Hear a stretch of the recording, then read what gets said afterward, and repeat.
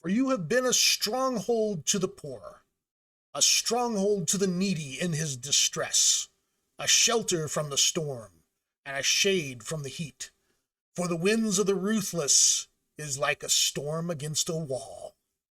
Hello, everybody, this is Gilgamesh, and this is a continuation of our series on Isaiah. Today we are in Isaiah chapter 25. This is the first of three sections in chapter 25. It's pretty much three individual poems that have kind of been edited together. We'll take them each one in turn. One of the documents that I used to prepare for this is a text linguistic analysis of Isaiah 25 by Harold E. Hosch from Hebrew Studies, volume 47. He is the one whose divisions I'm following on this to get the three different sections out of it, but it is widely agreed by many people who have studied this chapter that this is how it divides up. This is part of this apocalypse of Isaiah that follows immediately after the oracles against the nations. Again, it's not entirely agreed upon if these chapters are really a cohesive literary unit or if they are just a collection of poems. It seemed like a good way to follow up that section that ended with chapter 23. And so there are some apocalyptic ideas that show up here, but you'll see that this section isn't terribly apocalyptic. It's a little hard to classify what this is. The poetry here is a little bit damaged, and we've got 5 verses is all. But there's some interesting stuff in these 5 verses, so let's take a look at it. Starting with verse 1 here. O Lord, you are my God. I will exalt you. I will praise your name, for you have done a wonder. Plans formed of old, faithful and true. Really nice start here. We're starting here also with this as a song of praise. We have here referencing that the Lord, the tetragrammaton here, that you are my God. And so this is obviously someone who is very faithful speaking. Perhaps it is intended to be Isaiah himself that is speaking here. And it says, I will exalt you. Well, that is a little confusing there. We think often of the term exalt as something that we might receive, to be lifted up. But this is saying, I will lift you up. I will raise you up, meaning I will bring you up in my own estimation of your importance. So I will place you on high. I will put you as the highest and most important thing. And then it says here, I will praise your name. Well, the praise word here almost means more of to give thanks. And so this is the idea here of a thankful person who is putting God at a very high place. And that follows with what we have here, that he has done a wonder, that he has fulfilled plans that were formed of old. Now, the Hebrew word here that we're translating as of old, it actually can have 2 senses. The most common sense actually is from a distance, from afar. And that's the more common way that this word is used. But it can have a temporal meaning as well, meaning from a long time ago, or even from in a time far away in the future. So the context here kind of tells us that we're talking about that he has fulfilled some plan that he made long ago. That seems to be the context of what we're saying here. And so thus the translation of plans formed of old. But you could justify a translation here saying plans formed from far away, or plans, I guess, from the distant future. But that doesn't seem to make a lot of sense. But we have here that God has performed this wonder, and he has done it faithful and true. Emunah omen is what it has here. Emunah omen. It's basically 2 nouns. There's no conjunction in it, so there's no and. It might be better translated as faithfully faithful. Both words come from the same root. It's the same root where we get the word amen, which means faithful or trustworthy. This is a noun. It would mean trustworthiness or faithfulness. And it's repeated twice here for emphasis, no conjunction in it in the Hebrew, and the first time it is used in the feminine form, and then it is followed in the masculine form. This is something that Isaiah does a few times. It's a nice little poetic effect that he has. And it's something that we really can't duplicate in English because we don't have masculine and feminine forms for these words. But that's what Isaiah is doing here, is he's saying faithfully faithful, and he's using feminine and masculine next to each other here. He's saying that the Lord has promised to do this from old and has faithfully fulfilled it. The idea that faithful and true means that you have lived up to the plan. And so he has done this wonder. He has a plan that was made from the beginning, and he is faithful and true. He has lived up to the plan. Well, what does this involve? We're in the middle of an apocalypse, so of course it involves destroying the wicked. So verse 2 here, for you have made a city a heap, an impregnable city a ruin, the arrogance tower from a city, it will never be rebuilt. So we have here the city again. In our last chapter, we mentioned the city, and the city shows up throughout these next two chapters here as a bit of a recurring theme. This seems the city's not identified as any particular city, and we talked about different ideas of what it might be. It might be Babylon, might be Jerusalem, might be a Moabite city, but most likely it seems that this is simply a generic city representing the arrogant or the wicked. And that fits here with the arrogance tower from a city in the second half of the verse.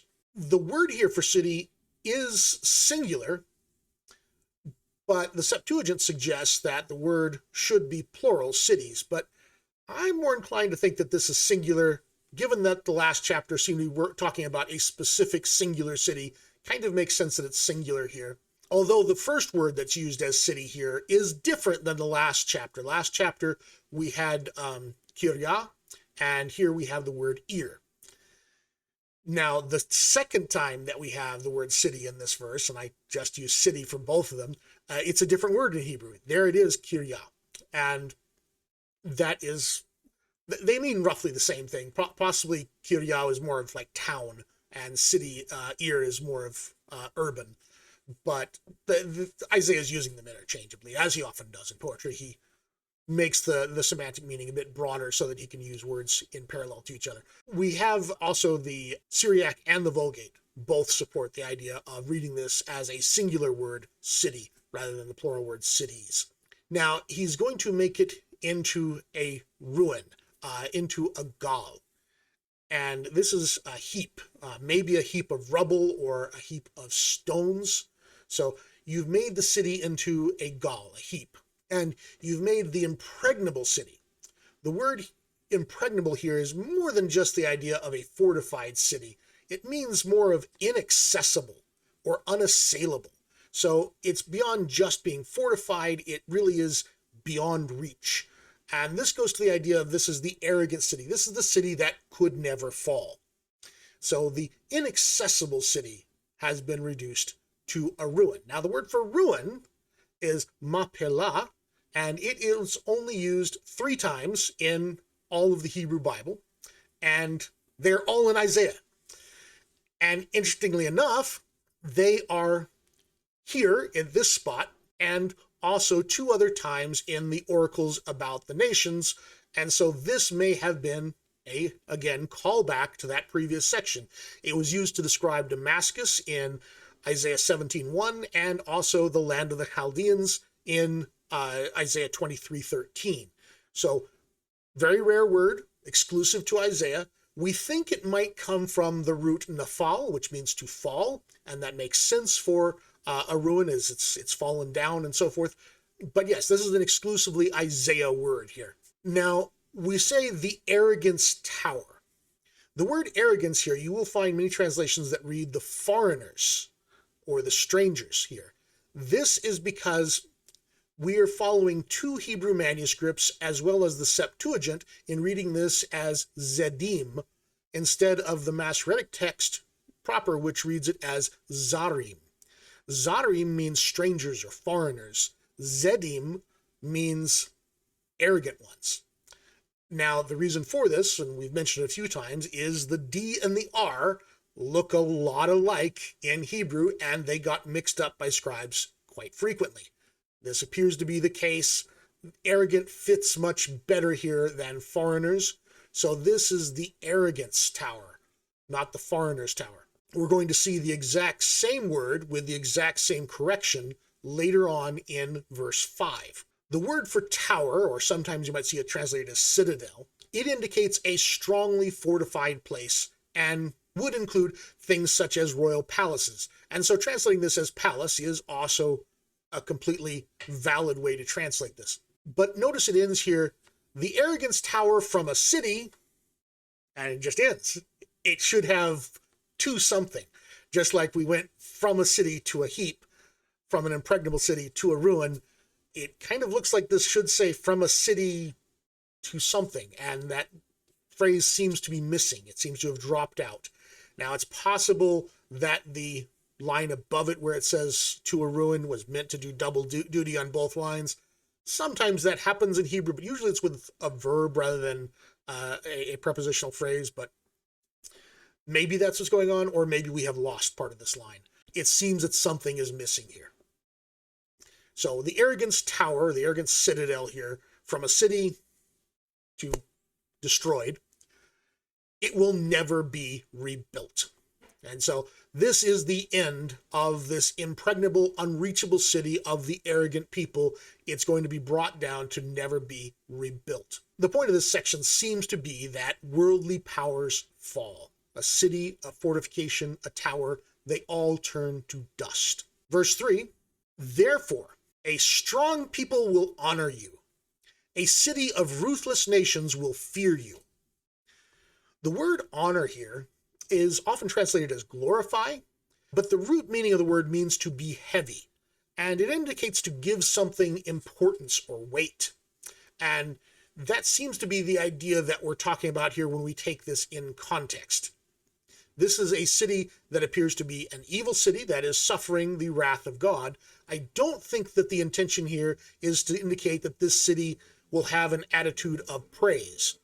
Although both this verb, glorify, and the verb to fear, which is on the next line, can have positive connotations to them, indicating a worshipful or praising act. I don't think that's what's intended here. I think this is that the arrogant city that are used to ignoring God will more have to take note or acknowledge God, and that they will be in true fear, not reverence for God. And that seems to be what we're talking about here based on the context. But these words can have positive connotations and can even indicate a praiseful attitude. But I think what we're saying here is that the city that is going to be turned into rubble will be forced to acknowledge and take note of God more than being in some sort of a worshipful state. A city of ruthless nations, it is oddly singular here again in the Hebrew, that it is a single city of ruthless nations, plural. That's thrown a few people off. Why would you have multiple nations in one city? So, I don't know. This is kind of like an international city, I guess. There's multiple nations there. But again, if we're talking about this being a stand-in as a symbolic city, then this could be the idea that this is all arrogant cities are this city. And so multiple nations would make sense in that context. Verse 4, for you have been a stronghold to the poor, a stronghold to the needy in his distress. So we turn here again to Isaiah and his ethical concerns for the poor of society. That he is praising God again here as having been the ma'oz, the stronghold of the poor and those that are in distress, those that are the weakest in society. The word ma'oz, you might recognize it from a famous Hanukkah song that is sung. The fortress, the mountain fortress often is what it is understood to be, that this is a place of refuge where the poor and the needy can go for times of distress. So he's going to elaborate here on how God has been this refuge or strength to those who are needy. And unfortunately, what follows may be damaged a bit. We can get the sense of it, but there's several lines in this that are quite difficult in what follows. It says, a shelter from the storm and a shade from the heat. For the wind of the ruthless is like a storm against a wall, like a heat in a dry place. You subdue the noise of the arrogant as heat by the shade of a cloud, so the song of the ruthless is put down.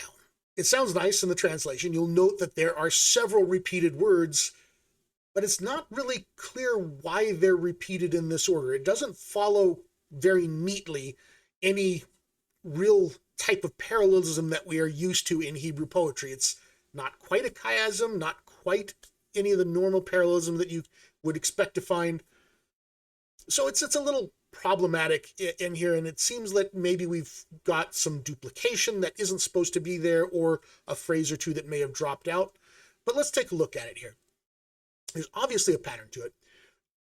Let's look at the storm against a wall. There is no word against in the Hebrew. It just simply says, like a storm, a wall. And so a storm against a wall is interpretive, trying to make sense out of what is there. But if you drop the middle letter in the word for wall, which is a yod, it then changes to another word that means cold. And that could give us like a cold storm. Some interpreters like this possibility here, because then that would make a bit of an A-B parallel structure with the two lines above it, where we're contrasting heat with cold as antonyms. So like a shelter from the storm and a shade from the heat. For the wind of the ruthless is like a cold storm. I can't say that that works perfectly, but that is one idea of how to bring this out. Then we have the very interesting term, like heat in a dry place. Well, the word translated as dry place is Zion, Zion. And of course, the word translated as heat is Chorev, which is also the name of the mountain where the Torah was given. Do we have Chorev and Zion here together, and neither one of them mean those things? That's interesting. If that's the case, I don't know how to make sense of it. There is another word from a related root there that is used twice by Isaiah that might mean a dry land and not the city of Zion. If this is the case, it only occurs twice, here and in Isaiah 32:2. And so instead of like a heat in Zion, which doesn't make great sense, it would be like a heat in a dry place. But we're really not sure, and it looks just like the word for Zion in both places, and Isaiah is the only one that uses this word to mean a dry land. We're not sure what's going on there. Looking around, there is at least one translation I found that goes that direction. Smith's literal translation has as the heat in Zion. So it's not unprecedented that some translators will put it out there as Zion rather than dry place. And it's worth noting that the Septuagint is significantly different than this verse. It seems to have dropped out a few of the lines and changed some of the lines that it kept quite a bit. This is one translation of the Septuagint here. For thou hast been a helper to every lowly city, and a shelter to them that were disheartened by reason of poverty. Thou shalt deliver them from wicked men. Thou hast been a shelter of them that thirst, and a refreshing air to injured men. We were as faint-hearted men thirsting in Zion, by reason of ungodly men to whom thou didst deliver us. So the Septuagint keeps the idea of this being Zion and not a dry land. But a lot of other stuff is very different. And so this section here, I think, is very badly damaged. I don't know that we can fully reconstruct what was said here. We can get the generalist sense that these 5 verses are a poem of praise or thanksgiving, and it is focused on the idea of this arrogant city having fallen. But there's little that we can pull from these final 2 verses here, other than to say that it is talking about that the Lord has always looked out for us. A lot of the details, why are we talking about heat in a dry place in general, and then heat and the shade of cloud, especially with the word heat being chorev, it does make you wonder if this is some sort of a Sinai reference, maybe. So, yeah, I don't know that we have enough left here to get the full sense of what 4 and 5 said originally, and so it's a little bit of guesswork. But anyway, that is the first section of this chapter. We'll go through the other 2 sections. And please remember to like and subscribe so that others will see this video. And I'll see you in the next one.